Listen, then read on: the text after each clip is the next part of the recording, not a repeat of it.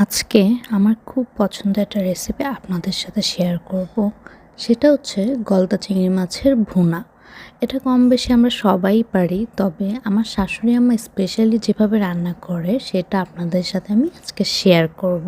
প্রথমেই একটু তেল নিয়ে এখানে পেঁয়াজগুলো হালকা ভেজে নিয়েছে, তারপর একে একে বাটা মশলাগুলো সব দিয়ে দিচ্ছে। এখানে পেঁয়াজ বাটা, আদা বাটা, জিরা বাটা, হলুদ, মরিচ বাটা দেওয়া হয়েছে। শেষে একটু ধনিয়া গুঁড়া আর লবণ দিয়ে এটাকে ভালো মতো কষানোর পর একে একে সব চিংড়ি মাছগুলো দিয়ে দিয়েছে।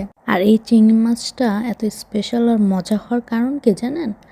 এই যে বাটা মশলাগুলো ব্যবহার করেছে আর সুন্দর মতো এটাকে কষানো হয়। এই পর্যায়ে মা কিছু কাঁচামরিচ আর টমেটো দিয়ে এখানে ঝোল দিয়ে দিয়েছে। ঝোলটা যখন একটু মাখা মাখা হয়েছে তখন এটাতে ধনিয়া পাতা দিয়ে নামিয়ে নিয়েছে।